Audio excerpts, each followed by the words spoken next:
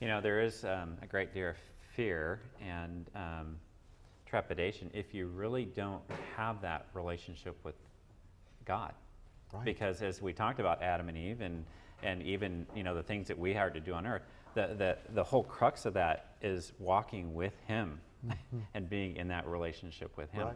Right.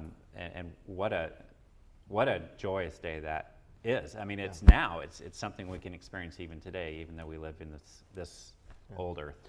Exactly, and to anticipate being with Jesus and to have dread involved in that equation shows you how the evil one has lied to us. And I'm not just talking about he's lied to society as a whole. I've gotten hundreds and hundreds of letters from believers who have told me how much they used to dread the idea of heaven. They just, it was, it was scary, and the eternal boredom, that's all they could put together with it, a ghost-like existence. A child, anyone, does not want to grow up to be a ghost. That's not your life, goal. You want to be a fulfilled human being, and who made us this way? Satan? Who gave us bodies? Whose idea were bodies? God's. We are made in God's image. And yes, the immaterial part of us is in His image, but so is the material part. Not that God has a body, He doesn't. But the point is, we fully are somehow made in the likeness of God, and He gave us bodies that we could enjoy this world and do the things that He's called us to do.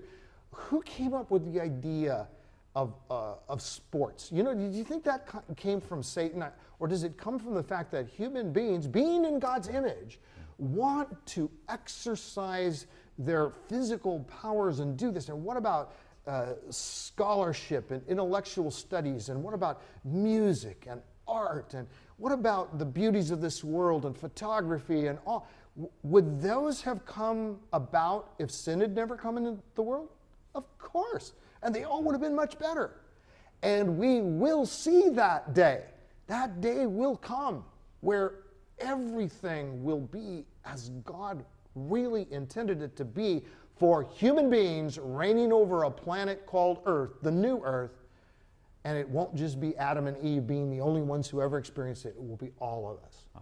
And every passage you see about crowns and rulership in the kingdom. You've been faithful in little, I'll put you over much. I'll put you over 5 cities. I'll put you over 10 cities.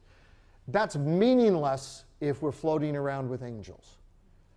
But it's not at all meaningless when you understand the biblical doctrine of the new earth that's going to have, if there's a new Jerusalem, why wouldn't there be a new Portland?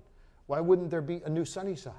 Why wouldn't there be a new Los Angeles and a new Tokyo and a new whatever?